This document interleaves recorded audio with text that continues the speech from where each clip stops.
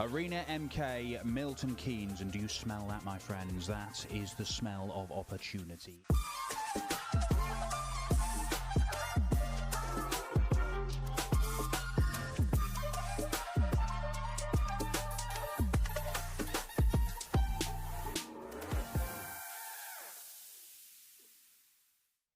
Welcome back to Arena MK in Milton Keynes for Q School 2026, where the fight for tour cards is very much underway. 2 will be won here in MK, 2 will be won today over in Kalkar in Germany, and there's another 25 to play for over the next 4 days of action. Let's show you some action, shall we?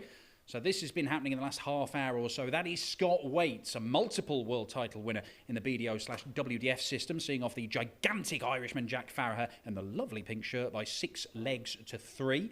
His beard gets longer. Will his PDC career continue? That is Darren Beveridge, ice cold Beveridge, the man who walloped Dimitri Vandenberg at the World. 6-2 he won against Jamie Kelling. And then we're going to show you a winner of the World Cup of Darts. Big John Henderson, not as big as he used to be, beating Ronan McDonough by 6 legs to 2. Hendo getting the job done there, all going through to the next round and all picking up a point in the process. Now, we are already seeing round 2 games finishing, and we have had a 9-darter here at MK. It's a second 9-darter at Q School this year, the first of this final stage of it. We saw one in the first stage of Q School as well. But there is a saying about 9-darters, it's only worth 1 leg. The man who hit it was Martin Grierson. Let's find out how the game went. This is from Dart Connect. Oh, that's not gone well, has it? Martin Grierson with a 9-darter when he was 3-0 down, hit it, and then Mervyn King won the remaining 3 legs of the game. So 6-1, however, Martin Grierson had won his first round game, so he's got 1 point on the board, but it's Mervyn King who moves through to the 3rd round. He's got 2 points as well. Let's show you the Dart Connect system, shall we? So this is Dart Connect in the UK. And that is what is going on right now. I mean, I'll just reel off some second round games that are completed for you. Steve Beaton has picked up his 2nd point. That was a 6-4 win against Brett Claydon. Jared Cole, a 6-1 winner against Kieran T. And although his brother, Rex Cole, beaten by Nathan Potter. But as you can see there, the likes of Matty Dennant against Darren Beveridge, 3 apiece. John Henderson now 2-1 up in his next round against Stephen Burton, following that victory we showed you earlier.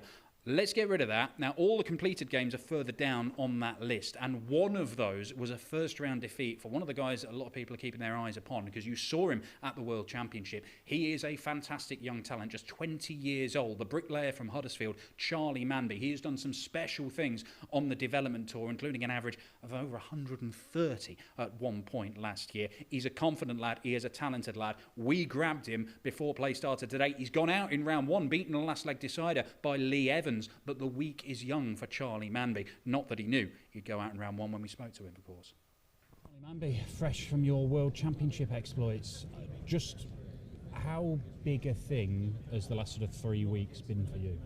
Yeah, it's been massive. I think it's sort of put me in good stead to come in here as well. You know, it's gutting knowing you're only 1 game off automatically getting there, and you know, lost and then come here. So yeah, it's weird, and you know, it's the way things work, but yeah, it's put me in good stead for this. Well, let's say if you'd won 1 more game at the Worlds, then you would have got on the tour anyway, because you've been in the top 64. Yeah. But effectively, you get to keep the money, but you're back at 0 on your ranking for this year.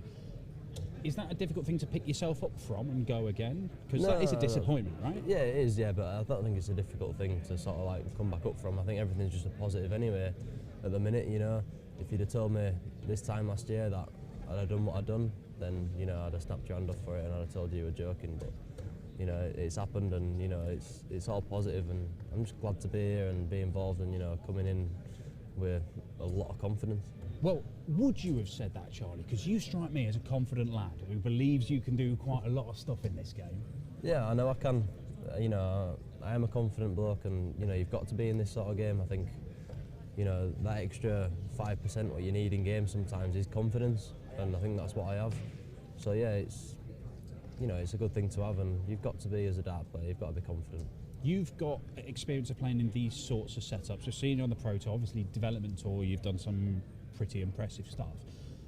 This is kind of like the bread and butter of a pro dart player. You want to be spending a lot of time in rooms like this, don't you? That's the plan. Yeah, that is the plan. You know, but at the same time, you know, probably the end goal is to, you know, be in alt TV majors and be up there with the rest of them, because I know I'm good enough, and it's just one of them things of, you know, just it's a matter of time and just doing it. So, you know, if everything clicks, you know, this weekend, you know, I'll be fine. But yeah, it's good to be in a room what you're familiar with and you can play good darts in.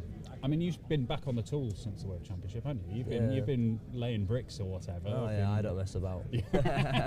This is not the weather for it, John. Well, yeah, it's one of them. You know, for the past 3-4 years, it's been my main income. So, you know, I enjoy working. I enjoy the lads on site. It's a good laugh, but you know, hopefully things will take over, and you know, I might not have to pick up the trowel anymore. Does this feel different from when you were, say, called up to the Pro Tour events? Because then you're walking in a room and you're going, oh, he's a world champion, he's a world champion, he's a title winner. There's a bit of that in here, but there's also some unknown quantities as well, I'm guessing.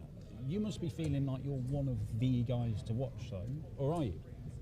Yeah, I think you've got to look at it that way. I think, you know, people can take you one or two ways. They're going to go into a game and thinking, oh, I'm playing Charlie Mambino, he just got to last 16 at Worlds. But then other people look, oh, I'm playing Charlie Mambino, and they sort of fear you, which, you know, it works both ways. So, you know, you just take it as it comes and just see what happens, basically. Right, go and have fun. Cheers, thank you. Not the start that Charlie Mamby was looking for to Q School. However, he's got 3 more days to put things right. Let's show you what's going on over in Kalkar in Germany. That's our parallel Q School, with a few more tour cards to be won over there, of course. That's the completed second round games so far. You can see Chris Landman. I've seen him at the World Championship. Guy who's made Pro Tour finals, losing out quite convincingly to Ron the Bomb Muhlenkamp. But look further down and you've got the likes of Danny Lorby losing in the last leg decider to Ricardo Ulrich. Boris Kritschmar has gone, played well in first round, but not in the second round. Damien Moll won for his secret diary there. Let's just move on up for the live scores. So this is what's happening right now over in Germany. We've just seen Jiří Breaker, the Czech, go down 6-5.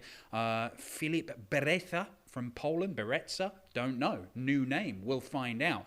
And plenty more. David Cameron of Canada just getting going against Radek Zagansky, a man who has won a PDC title. That is going on right now. We will be back in an hour live from Milton Keynes as we move closer and closer to our first tour card winners of 2026.